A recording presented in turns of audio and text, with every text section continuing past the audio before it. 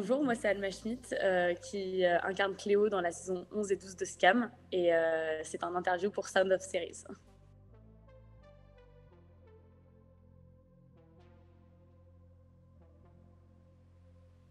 Alors c'est deux nouvelles saisons qui parlent de Rim et Maël, qui sont deux nouveaux personnages très attachants. La saison 11 c'est à propos de Rim qui, malgré son côté assez dur, on se rend compte qu'elle est extrêmement touchante et attachante et qu'elle est capable de sortir un peu de sa carapace. Et la saison 12, c'est à propos du coup de Maël qui découvre son asexualité et qui va découvrir tout le processus de sa découverte pendant qu'il est dans une relation et qui va essayer de gérer sa relation avec sa copine et en même temps son asexualité. Je trouve que c'est extrêmement important parce que c'est une série qui est beaucoup regardée par les jeunes et qui aborde énormément de thématiques qui sont importantes à l'adolescence. Et moi, je trouve ça me fait extrêmement plaisir de pouvoir jouer dans une série qui m'a personnellement aidée, moi, quand j'étais plus jeune. Et je me dis que je peux peut-être essayer d'aider des jeunes qui regardent cette série maintenant. Donc, c'est des valeurs qui me tiennent à cœur. Et ça me fait vraiment plaisir de pouvoir jouer dedans. Pour moi, il y en a eu deux. Alors, il y en a une qui n'est pas encore sortie, qui est dans la saison 12, qui est une scène où Cléo a des émotions vachement fortes. Et je pense que c'est une des seules où on le voit vraiment sérieux et un peu moins joyeux et rigoleur comme dans toute la saison 11. Et ça, c'était assez compliqué à jouer, surtout que c'est une scène qui, moi, m'a touchée particulièrement. Elle avait un lien avec ce que j'ai pu vivre aussi. Et la deuxième, je dirais que c'est quand même la scène intime avec Rim, parce que c'est pas rien à jouer, c'est pas simple de jouer une scène d'amour comme ça à la caméra, mais c'était quand même très fun à tourner au final.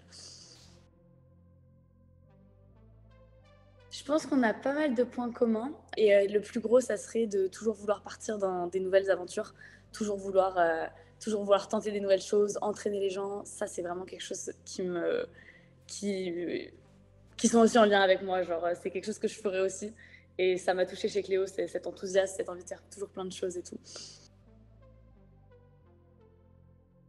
Je pense que dans 10 ans, Cléo, il aurait continué la musique parce que c'est quand même quelque chose qu'il adore faire. Donc je pense qu'il poursuit sa carrière dans la musique.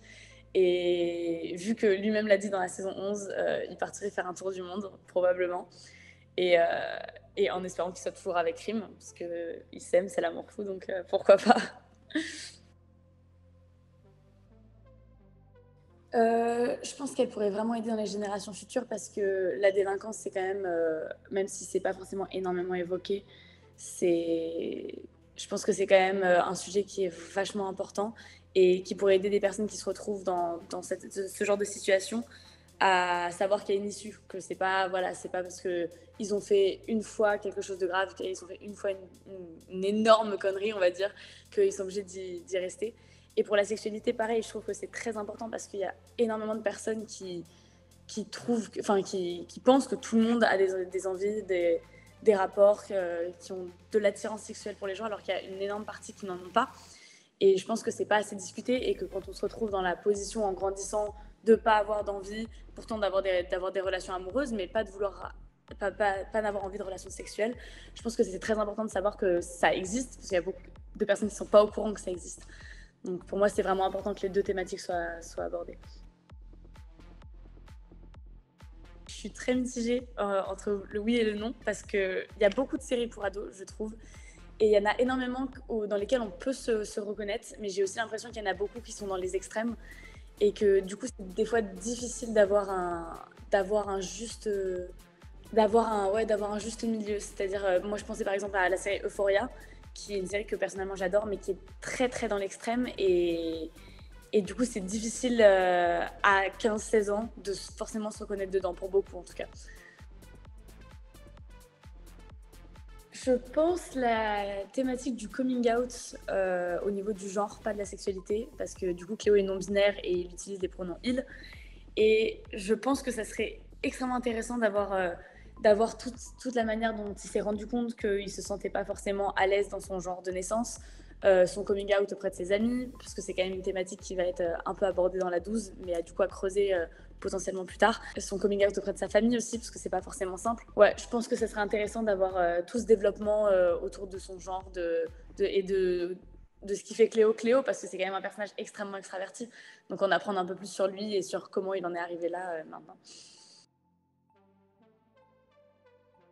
Alors là, oui, j'ai un clip musical où je suis le personnage principal qui va être tourné dans le courant du mois de juin. Bon, pour l'instant, je peux pas trop en dire plus, mais voilà, ça c'est un projet de sûr. Et sinon, j'ai passé du coup plusieurs castings depuis la sortie de Scam. Et il y en a un qui potentiellement pourrait aboutir à quelque chose pareil en tournage cet été. Donc voilà, je croise les doigts. Alors ça fait trop plaisir parce que enfin, personnellement pour ma part, j'ai eu beaucoup de retours et je pense qu'on est toute la nouvelle génération à en avoir reçu beaucoup de messages extrêmement positifs de personnes qui étaient contentes de voir Scam se prolonger, de personnes qui étaient touchées par les nouvelles thématiques des saisons. Et moi, j'ai eu beaucoup personnellement de messages de personnes non binaires qui me remerciaient d'avoir apporté la représentation non binaire dans Scam.